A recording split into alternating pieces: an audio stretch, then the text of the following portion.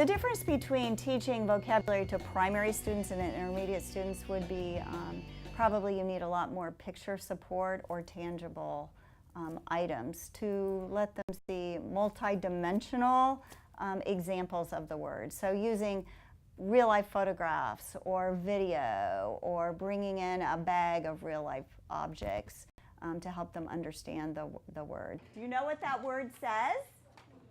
If you know what that word says, I want you to do the gesture for me. What was our gesture? Oh my goodness, remember this? That word is magnify. Say it with me. Magnify. And if we magnify something, we make it bigger, right? And we talked about how an insect leg we could look at and make it bigger, right? Okay, I want you to pretend like you have a magnifying glass. A magnifying glass is one of the things that we can use to make things bigger, and it looks like this. All right, I want you to get out your magnifying glass. Pretend like you have a magnifying glass, and I want you to look around the room. What's something you would want to make bigger so you could look at closely? Maybe you want to look at your hand and see what it looks like and make it bigger, right? Maybe you would like to look at a bug and make it bigger, right? Maybe you want to look at somebody's eye and see it made bigger, all right? So I want you to think, what's something that you could magnify and make bigger? Okay, put your one hand on your head when you have an idea. One hand on your head when you have an idea, something you would like to make bigger and look at. Something you could look at. Got it? Okay, in this picture right here, let me see this box right here? I want you to draw a picture of something that you want to look at and magnify. What would it look like if you made it really, really big? Really, really big, and I want you to draw it right there. Okay? All right, you may use your crayons to do that. To draw something that is really, really big, that's magnified, that's been made really, really big. That thing that you thought of, what would it look like if it was magnified? The stars. Magnifying the stars. Oh, what a great idea. Would it look really, really big? What did you magnify, Madison? A butterfly. A butterfly. Is that a piece of the butterfly? Could you tell me what the word magnify means? What does that word mean? And I want you to write it right here. What does it mean? If you magnify something, what does that mean? What do you do? To see bigger. Oh, that's what you would write. Okay, go ahead and write it on the lines.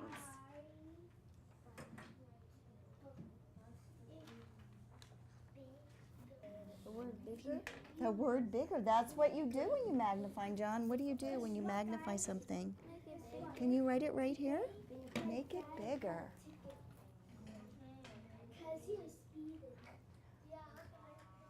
Boys and girls, actors and actresses, everybody put your pencil down and freeze. Stand up behind your chair and push your chair in. Even if you're not done, just go ahead. Now, we're going to do a little bit of marching, and it's going to sound like this. Step, step, step, step, step, step, step, step, step, step, step, step, step, step. Okay, now I want you to find somebody that's standing very close to you and go stand beside them. So you have partner. Here's a partner right here. Here's a partner right here. Okay, here we go, boys. Here's a partner. Okay, I want you to show your partner your paper, and I want you to tell them, what does magnifying mean? What does magnifying? Okay, go ahead.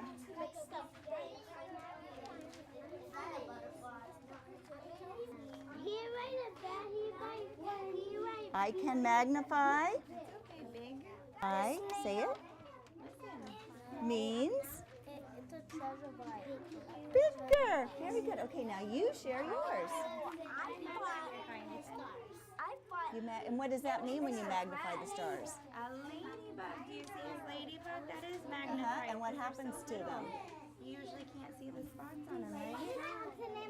Okay, let's go. Let's move again. Step, step, step, step, step.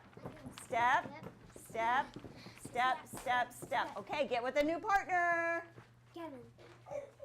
Okay, show them your picture and say, this is what I magnified. Magnify means. Okay, glass. And if you magnify, what happens? Beautiful. Magnifying means to get. All right, we're going to step back to our seats. Here we go. Step, step, step, step, step. All right, very quickly, guys, put your eyes up here on the board. What's that word? Magnify. Who remembers the gesture for magnify? Show me. Yay! Magnify means to get bigger. Very good. Okay, I'm going to put another word up here. See if you remember this one. Fair. If something isn't fair, if it's something that you want but somebody else has, what was our gesture for that? What about if it's a place you go to ride rides and yay. Okay. And then our very first word that we talked about is, that's a big word. Remember? Community. Say it with me. Community. And you are members of the Dunedin community and Miss Bacon's first grade community. Okay, very good. We know that you get better at doing anything by doing it. So it takes 6 times for a child to hear a word and interact with a word for it even to begin to get into their long-term memory. So we've got to practice, practice, practice these words if we want kids to continue to use them. So what we're asking kids to do is use them in ways that make sense to them. So you illustrate a word, you come up with your own definition, you share the definition with your partner, and then maybe you need to revise it so that it makes sense. Playing vocabulary games is fun and it's engaging. So why not use some of the old games that we know from vocabulary, like Scattergories or Pictionary. Those are fun words, fun ways to work with words. Okay, boys and girls. Today we're going to be working on a few words. These might be new words you've never heard before, or maybe it's a word you have heard before. So the first thing I want you to do is I want you to take a look at this word right here, this word cunning. Okay, right? Would you turn to your partner and tell them anything you know about this word cunning? You know anything about it, like what it means or where you've seen it? Or go ahead and talk to your partner about that if you know anything about this word cunning. Have you ever heard of it? Nope. But things like somebody He's trying to get something. What do you think? maybe What do you think? Have you ever heard of it? Okay, so the word is cunning. Do you see this guy like he's going like this? So some of you are like making the prediction that cunning might have something to do with wanting something, right? Like if you're cunning, you want something, which is very close to what the definition of the word cunning is. Cunning means being tricky, right? Getting somebody to do something when they don't even know they're doing it. So if you're cunning, You are a trickster. You can trick somebody into doing something that you don't want them to do. So if I were going to have a gesture for the word cunning, I might go like this. See his face? So can you do that with me and say the word cunning? Cunning. So if you're cunning, you're kind of like a trickster. So you guys, I know you're in 4th grade, but you might remember this story called The Gingerbread Man. Remember that story? So if you remember in The Gingerbread Man, this little man, this little lady, they make a gingerbread boy because they don't have a boy of their own. They bake him in the oven, and the little lady opens up the oven door, and what does he do?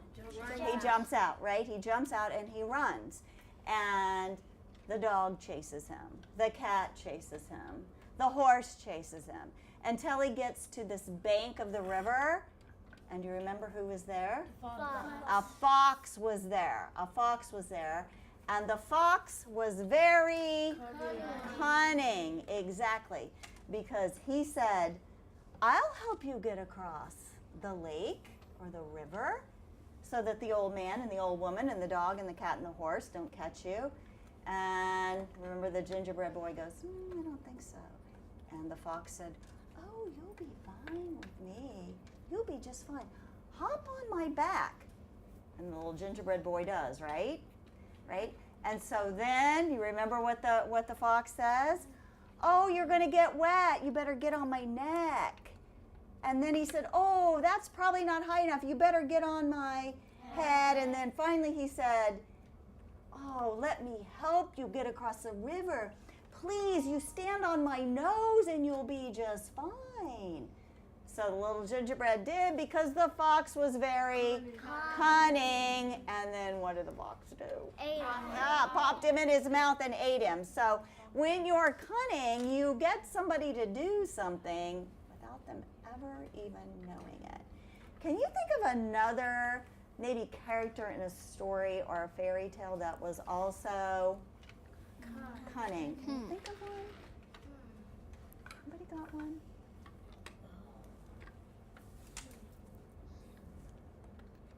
You ever heard the story of the spider and the fly? Where the spider tries to get the fly to come into his parlor. Well, what do spiders eat? Flies, right? So the spider was very cunning. So lots of fairy tales have, oh, I know you know this one. Little Red Riding Hood. Yeah, who was cunning in Little Red Riding Hood? Just say it, say it. The wolf, the big bad wolf, exactly, was very cunning. So if you're cunning, you get people to do things that you probably they don't even know they're doing. All right, so I gave you a sticky note. You guys know what an emoji is? Yeah. You know, like smiley or sad. I want you to make an emoji for the word cunning. What would that emoji look like? Okay, go ahead. I'm going to just take a minute really quick and make an emoji for the word cunning. All right, hold up your emojis. Let me see them. Oh, we should add these to the emoji list. Oh, did you get one? Okay, now put your clipboards down, turn to your partner and show them what cunning looks like on your face. What would your face look like if you were trying to trick somebody? Okay, turn to your partner and show them. Up, look at your mouth, look at your mouth. Some of you guys are going like, your eyebrows are even kind of up. Show your, okay. All right, now show your partner your emoji. Do you want to change the eyebrows or anything on it? Show your partner what your emoji looks like. Did you get your emoji done? See, he's kind of. See hers? Okay, go ahead. You do yours. We just learned a new word. Your new word is cunning. And if you're cunning, show me the gesture. You're probably going to trick somebody. Okay, so I'm going to give you this sheet of paper next that looks just like this. All right, so what I would like for you to do is I want you to write the word cunning right here at the top. And then I want you to describe somebody that's cunning. What would they be? Okay, right here. Got it? Okay, so here's your paper, and if you would take one and just pass down. Describe somebody that's cunning. Cunning. Well, how would you describe cunning? And we talked about a few words that maybe would help you with that. Oh, somebody who is, that's a good way to start. Please take your sticky note and put it right in the box that says draw.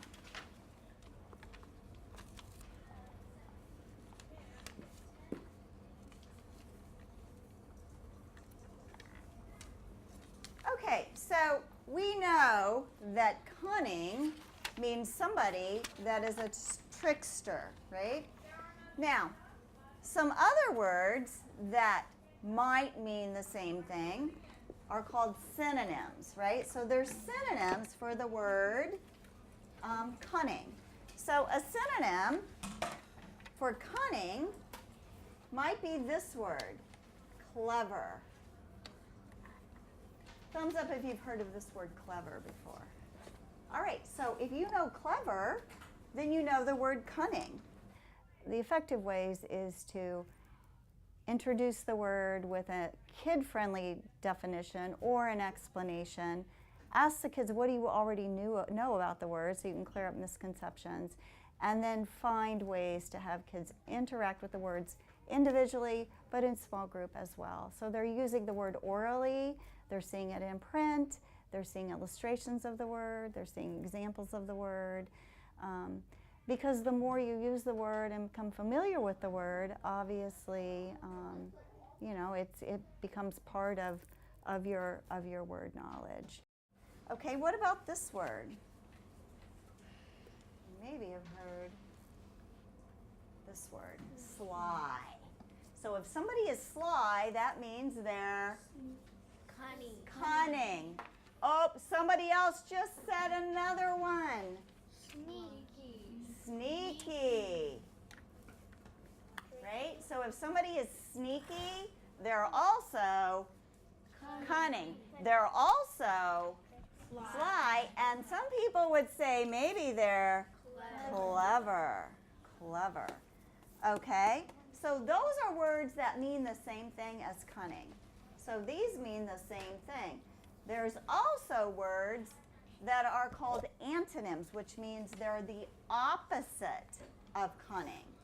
So if cunning means sly or sneaky, someone who is the opposite would be called straightforward. And straightforward is a compound word, and it means exactly what they said. It means that if you are straightforward, you tell somebody exactly what you want them to do. You're not trying to trick them. You are straightforward. So that's the opposite of cunning. All right? Another word. Maybe you've heard this word before. Direct. Yeah. If you're direct, you're not cunning because you're telling people exactly what you want them to do. So that would be an opposite of the word cunning. Okay, so I'm going to give you another sheet of paper. I notice you're familiar with it. How about that? Yeah, it's a circle map, exactly. So I'm going to let you work in partnerships on this one. So actually, we'll just work, how about we work in groups of 4, okay? Yeah. So I'm going to give you a circle map right here, and I want you to write the word cunning in the middle. All right, so if we work in 4s, what we could do is like you 4 could turn in and face each other, and you 2. So can you guys like make a little small group like right here? Awesome. There we go. Can you guys make like a little small group right here, like you turn and face them backwards? So put the word cunning in the middle. Do you guys have your small group? Okay, you can work together on this. So cunning is in the center. All right. So around the outside, I want you to work together, and I want you to come up with some words that mean the same thing as cunning. We just went over a few of them. Spell them the best you can and work together, and you're going to put them along the outside. So what's one word that means the same thing as cunning? Yeah.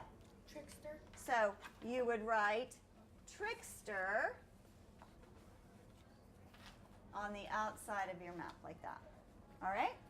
Okay, work together so that you all have the same ones. Maybe you can just call them out together in your small group. Okay. So cunning. What else are they? Sneaky. Put that one down. Sneaky.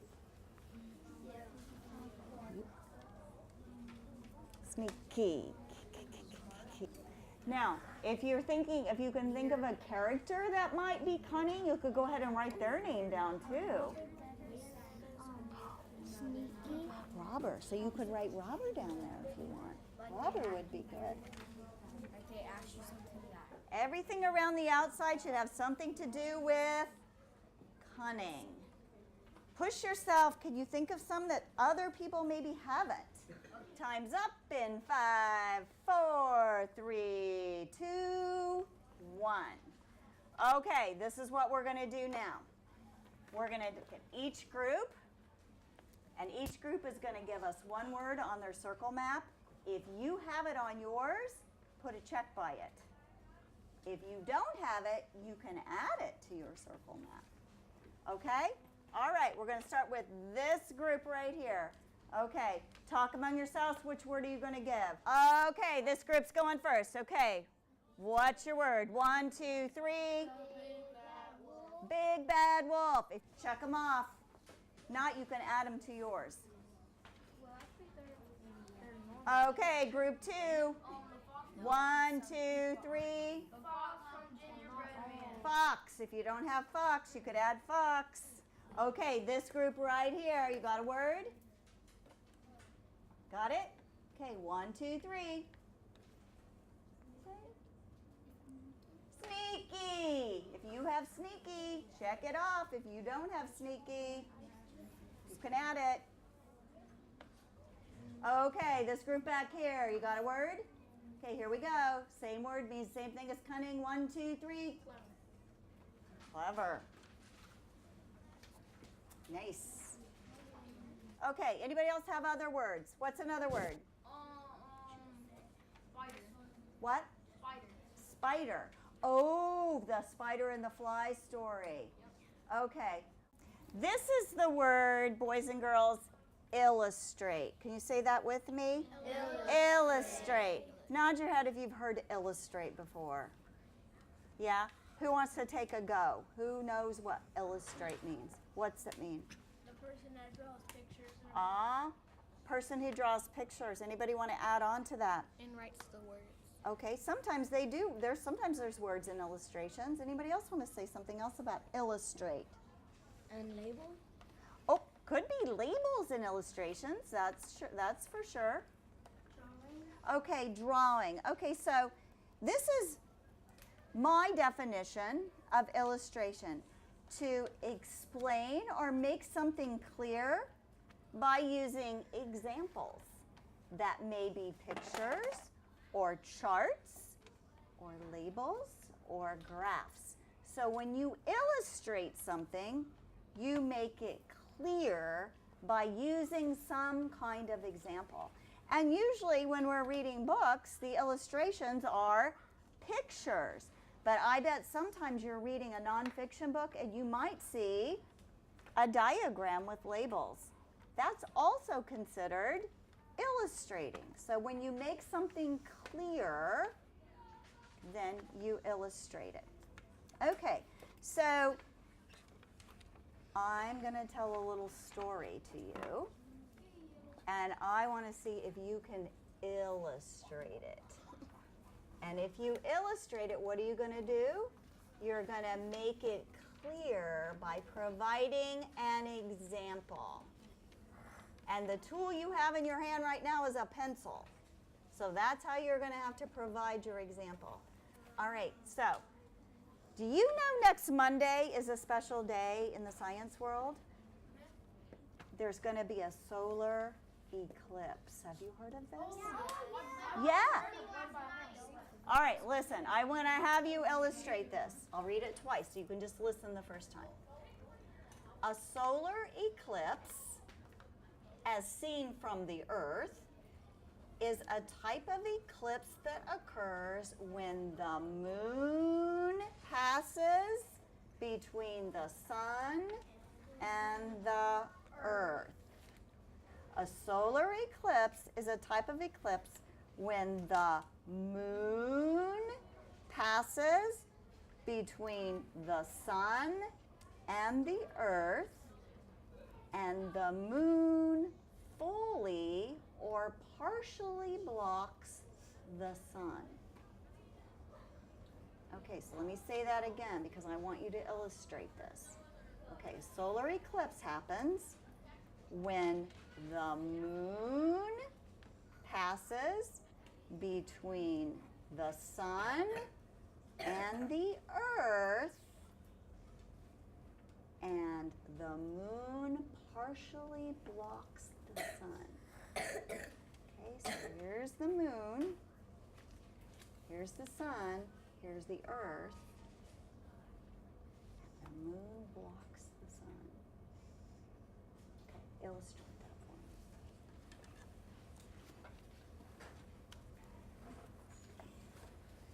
Some of you are acting it out. That's what I have to do. I have to go like this.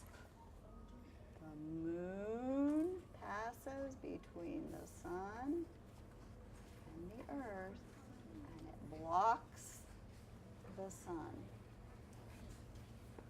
Okay, I see lots of people drawing circles. That's a good place to start.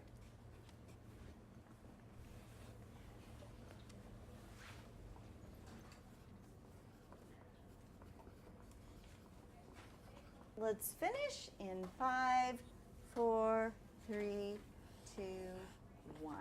Okay, turn and show your partner how you illustrated the solar eclipse. Go ahead and talk them through it. Nice. This is what I know. When you decided to illustrate the solar eclipse, it helps me understand it better. So when we have illustrations in books, both in narrative and non-narrative, the reason that they include illustrations is to help us gain more information, right? The Marzano research explains vocabulary acquisition as this. The first time you hear a word, it's like you build a pot for the word.